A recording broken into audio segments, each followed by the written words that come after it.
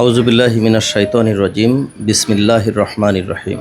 Club Basundhia কর্তৃক আয়োজিত বিরোধী মত বিনিময় সভায় অংশগ্রহণ করেছেন বসুন্ধিয়া ইউনিয়ন ইমাম ও উলামা পরিষদের নেতৃবৃন্দ, উপস্থিত আমাদের প্রেস ক্লাবের সাংবাদিকবৃন্দ, সবাইকে সালাম, আসসালামু আলাইকুম ওয়া রাহমাতুল্লাহ। ইতিপূর্বে রাজনৈতিক, সামাজিক এবং জনপ্রতিনিধিদের নিয়ে আমরা মত বিনিময় কর্মসূচি হাতে নিয়েছি। বিগত দিনে উপস্থিত নেতৃবৃন্দের সমন্বয়ে সর্বসম্মতিক্রমে করা হয়েছিল।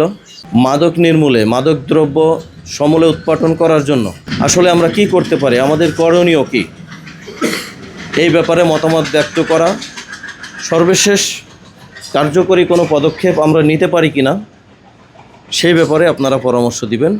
من خشي الرحمن بالغيب وجاء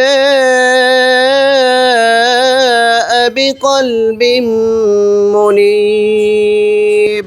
প্রেস ক্লাব বসুন্ধিয়ার আমন্ত্রণে সম্মানিত বসুন্ধিয়া ইমাম পরিষদের সকল ইমাম সাহেব ও ওলামা মাশায়েখগণ উপস্থিত হওয়ার জন্য প্রেস ক্লাব বসুন্ধিয়ার পক্ষ থেকে সবাইকে জানাচ্ছি আন্তরিক শুভেচ্ছা। ভিডিও শেয়ার করবেন, কমেন্টস করবেন আপনাদের মূল্যবান মন্তব্য, যাতে করে আমাদের কার্যক্রম আরও বেগবান হয়। আমরা জানি এই মাদকদ্রব্য নিয়ন্ত্রণে সবথেকে ইমামদের ভূমিকা অপরিসীম, কারণ প্রত্যেক সপ্তাহে বাংলাদেশের 3.5 লক্ষাধিক মসজিদে মাদকের ভয়াবহতা, পরিবার, সমাজ, রাষ্ট্রে মাদকের কুফল এবং ইসলামে মাদকের শাস্তি সম্পর্কিত আলোচনা তারা করেন বিধায় বাংলাদেশে অনেকেই এই মাদকের থেকে দূরে থাকে। সেই রাজনৈতিক দলগুলোই মাদকের বিরুদ্ধে গুরুত্বপূর্ণ ভূমিকা রাখতে পারবে যারা মাদক মুক্ত। যেই দলের কর্মীরা, নেতারা মাদকের সঙ্গে জড়িত নয়, শুধুমাত্র সেই দলই যদি রাষ্ট্র ক্ষমতায় থাকে তারাই একমাত্র পারবে বাংলাদেশ থেকে মাদককে উৎখাত করতে। এই জন্য আমি সকলের প্রতি আহ্বান জানাবো, আসুন আমরা যেখানে আসি সেখান থেকে মাদকের বিরুদ্ধে গুরুত্বপূর্ণ ভূমিকা পালন করি এবং জনমত সৃষ্টি করে আমাদের সমাজ থেকে, রাষ্ট্র থেকে মাদক কারবারিদেরকে হটাতে আমরা সবাই সচেষ্ট হই। প্রেস ক্লাব বসুন্ধিয়া কর্তৃক আয়োজিত কিশোর যুব সমাজকে ধ্বংসকারী মাদকদ্রব্য বর্জন ও মাদক ব্যবসায়ীদের রুখতে করণীয় বিষয়ে এক মত বিনিময় সভা। মাদক দ্রব্যের প্রসার যেখানে আছে আমরা দেখি পদে পদে সেখানে মানুষের ভিতরে শত্রুতা, বন্ধুত্ব, হানাহানি পর্যায়ে নিয়ে চলে যায়। মাদক দ্রব্যের মাধ্যমে একটা পরিবার নিঃস্ব হয়ে যায়, একটা পরিবার দেউলিয়া হয়ে যায়। যেই পরিবারের সন্তান মাদকে আসক্ত হয়েছে সেই পরিবারটিকে আস্তে আস্তে আমরা মিডিয়ার মাধ্যমে দেখতে পাই কোথাও সন্তান দ্বারা পিতা হত্যা করা হচ্ছে। এত মহৎ একটি প্রোগ্রামে আমাদেরকে কবুল করেছেন, এর জন্য পড়ছি আলহামদুলিল্লাহ। প্রিয় ভাইরা আমার, আমরা সবাই সচেতন, আমরা সবাই ফেসবুকের মাধ্যমে, ইউটিউবের মাধ্যমে, সোশ্যাল মিডিয়ার মাধ্যমে আমরা দেখেছি জন্মদাতা মা, জন্মদাত্রিণী মা, তাকেও হত্যা করা হয়েছে। মাদকের এ কুফল আসলেই মুখে বর্ণনা করে শেষ করা যাবে না। মাদকের মাধ্যমে ছিনতাই, মাদকের মাধ্যমে হত্যা, মাদকের মাধ্যমেই খুন, মাদকের মাধ্যমেই রাহাজানি, মাদকের মাধ্যমেই ডাকাতি, সকল কিছু হয়। মাদক মানুষের মস্তিষ্ককে একবারে নষ্ট করে ফেলে। এজন্য আসলে আমরা যতই এখানে প্রেস ক্লাবে বসে বা মসজিদের মেম্বারে বসে সচেতন করি, আসলে মূলত কাজ হবে না। আমরা যদি না জাগি মা কেমনে সকাল হবে? তো আমরা যদি আসলে সবাই সবার জায়গা থেকে সচেতন না হই, আমি অভিভাবকের উদ্দেশ্যে বলতে চাই, একটা সন্তান কিন্তু জন্মের পরেই কিন্তু মাদকদ্রব্য সেবন করা শিখে না। একটা সন্তান প্রাইমারির ভিতরে থেকে কিন্তু মাদকদ্রব্য শিখে না।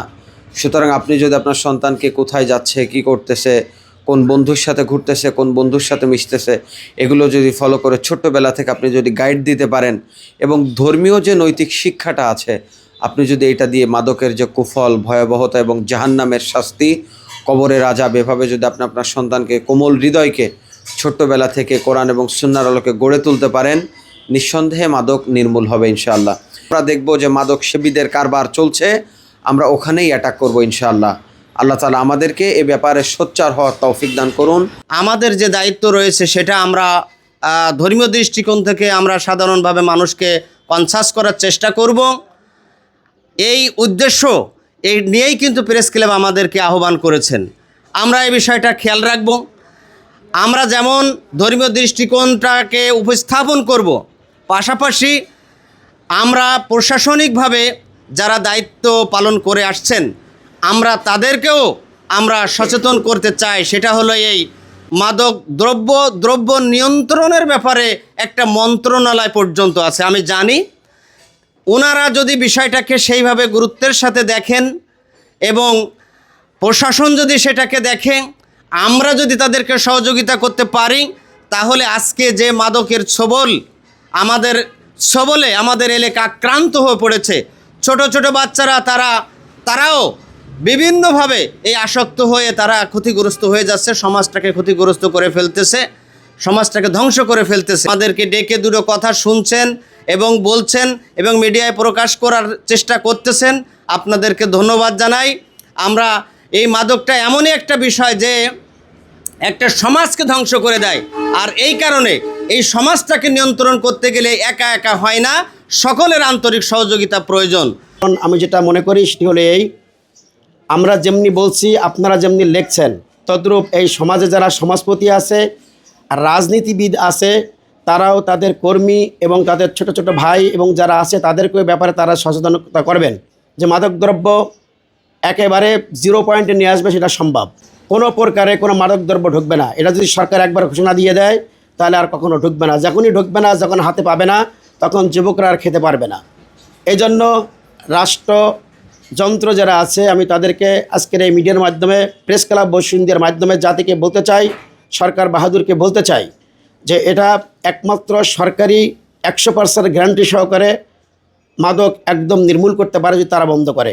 এজন্য জাতির কাছে আমার বসুন্ধিয়া ইমাম পরিষদের পক্ষ থেকে, প্রেস ক্লাব বসুন্ধিয়ার সাংবাদিকদের পক্ষ থেকে আমার দাবি, আগামীতে যারাই সংসদ সদস্য হবে এমন লোকগুলো পাঠানো উচিত যেই সকল মানুষগুলো কোরআনের এই আইন অনুযায়ী মাদক যে বড় মহাগুনাহ এবং এটা আল্লাহর বিধান, এটা পান করা যাবে না, এটা ব্যবহার করা যাবে না, এটার আর সংসদে আইনের মাধ্যমে পাশ করে চিরতরে বন্ধ করতে হবে। যদি করা যায় ইনশাআল্লাহ, আজকে প্রেস ক্লাব বসুন্ধিয়া যেটা চেয়েছেন, আমরা ওলামায়ে কেরাম যেটা চেয়েছি সেটা কার্যকর হবে ইনশাআল্লাহ।